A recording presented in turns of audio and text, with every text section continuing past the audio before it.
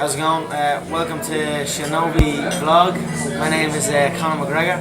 I'm a mixed martial artist with the Ultimate Fighting Championship, and I am from Dublin, Ireland. What inspires you?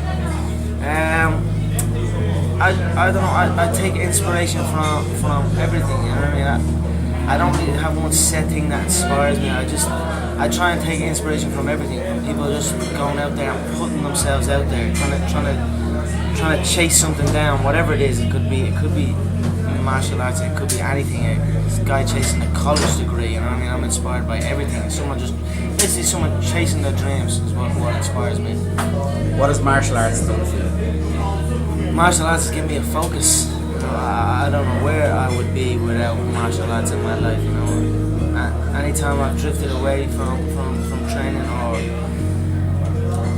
I don't know, I just seem to lose focus. But when I'm on and martial arts is my life, it just gives me dedication. You know what I mean? It gives me a drive, something that nothing else could do for me. What scares you most? I don't know. I don't really fear too much. I don't really fear anything, to be honest. I don't really think about things like that. You know what I mean? Nothing fears me. I mean, people might expect me to say losing would fear me, or defeat. You know, defeat isn't something that fears me. You know, success isn't something that inspires me either. You know what I mean? Success doesn't inspire me, and fear doesn't. Or defeat doesn't fear me, you know, so I don't know, I don't think I just go through my life, you know what I mean, do my thing. And you go back in time 5 years, you meet yourself, what do you say? If I go back 5 years from now? Yeah. Wow, 5 years, I would have been 19, so I don't know, just stick with it, you know what I mean, keep doing what you're doing, it's gonna happen for you, you know what I mean, so 19 I would have been. 19 was probably the age I was thinking in my head, saying, right, this is it, I can fucking do this, I can make this happen. You know, that's what I was thinking when I was 19 years old. I knew, you know, when you know something, and I just knew. And I wasn't no angel, you know what I mean? I wasn't a saint. I was in and out of trouble and doing all sorts of shit, you know what I mean? But if I go back 5 years from now and say, listen, stick with it, it's gonna happen for you. Last one. Yeah. What do you want to be? There's another thing. What do you want to be? You know, I don't want to be anything. I am everything I want to be. You know, I'm already there. You know, I don't want anything. You know, people say like, I want this. I want to do this and I want to do that. But the vibe you're putting out is want. You're always gonna want. You know, I always have the attitude that I have. I always felt like I was a black belt walking in. You know what I mean? I always felt like I was the world champion. I always felt like I already could do everything. I was only telling you about the surfing the other day. I was got the rental, walking around like I was a fucking pro. You know what I mean? But I don't want anything. I have everything. That's a mindset. You know what I mean? I have everything. I have everything. You know what I mean? What makes you feel fulfilled? In the football or in everything? All of it. All of it. I care more about the man than I do the game. So what makes you feel fulfilled? I speak with I was yesterday with Peter Lim, and the owner of Valencia, and he said to me, Cristiano, the most important thing, I knew it, and everyone know that, and he said, Cristiano, we have money, we have everything, we have fame. And he say, I have millions, billions, but the most important thing is the family. Keep your family healthy, good, and take care of your family, because this is the most important thing in the world. Apart of that, of course, you have your life, your private life, you have your girlfriend, you have your cars, your houses, your fame. But in the beginning, your family, it's always with you, for the good moments and for the bad moments. A lot of people depend on you, whether that's family, guys that work for you, your children, your team, everybody. The press. The press, yes, the press. They put it news about me to sell papers. This is normal. And Does that happen a lot? No, it's, That doesn't happen very I'm often. joking, but in the same fact, it's true. But I know I depend on many people. But to be honest, if you're thinking too much about that, you lost your focus, which is the most important. You know, my focus is to be a good man and to do it my job properly. So this is what I'm trying to do. I know many people depend on me, but this is other side of me. I try to don't focus on that because it's important, but for me it's not the most important. Muhammad Ali, thank you. Maybe the 9th, 10th, 11th, and 12th rep with a certain weight.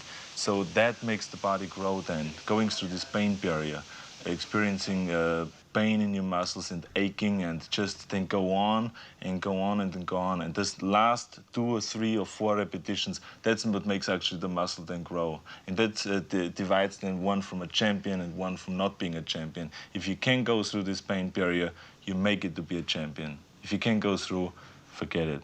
And that's what most people lack, is on this, having the guts to go in and just say, I go through and I don't care what happens. You know, it aches, and if I fall down, I have no fear of fainting in a gym, because I know it could happen. I threw up many times while I was working out, but it doesn't matter, because it's all worth it. I think that there's 2 types of players who love to win and players who hate to lose. Which one are you? I'm neither. Meaning?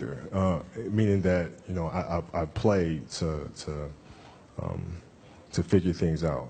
I play to learn something, right? Because I think if you play with a fear of failure, or you play with the will to win, or that supersedes the fear of failure, I think it's a weakness either way, right? Because if you play with the fear of failing, you'll have the pressure on yourself to play, you know, to capitulate to that fear. If you play with the sense of I want to win, then you have the fear of what happens if you don't. But if you find common ground in the middle, in the center, then it doesn't matter. You're unfazed by either, right? And that enables you to really just stay in the moment, stay connected to it, and not feel anything other than what's in front of you. So, you know, I try to just be dead center.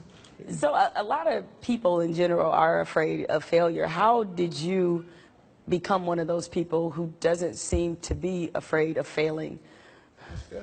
It doesn't exist. It's not existent. What the hell does that mean?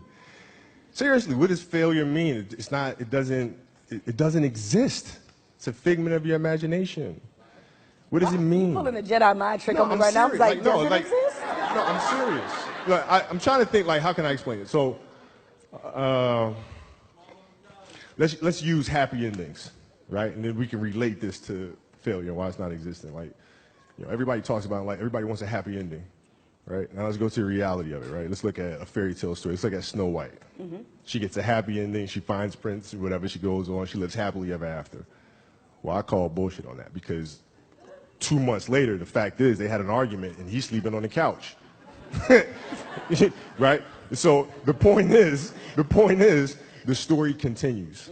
The story continues. So if you fail on Monday, the only way it's a failure on Monday is if you decide to not progress from that, right? So to me, that's why failure is not existent. Because, you know, if I fail today, okay, I'm going to learn something from that failure, and I'm going to try again on Tuesday. And I fail, and I'm going to try again on Wednesday. So it doesn't exist. You know what?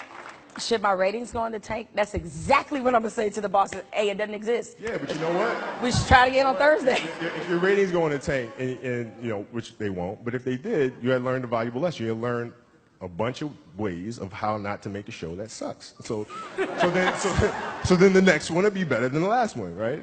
So are you telling me then, let's just say all the career statistics that you've compiled, they all still exist, you still play for the Lakers, still, and all of that still happens. If you finished your career without a championship, you would not have looked at that as a failure? No, I would have looked at it as being extremely disappointed, because I had a dream and I had goals that I wanted to accomplish, right? And if I don't accomplish those goals, I have to ask myself why, right? So from my position, the reason why I would not have accomplished those things is poor leadership, failure to communicate properly with my teammates to put them in positions to be successful, lack of preparation, you know, all those things would be reasons why I don't win, right? So now, if that was the case, in my career, I have to sit and I have to analyze that, and then as I move and I evolve, you know, post basketball into business or whatever, those same weaknesses are going to reveal themselves there, right? So if I don't learn from that, I'm going to struggle here too, right? So I can take those situations and learn from those and have them, you know, make me a better person later in life. But if I don't take that stuff and apply that someplace else, then that's failing, which to me is the worst possible thing you could ever have, is to stop and to not learn.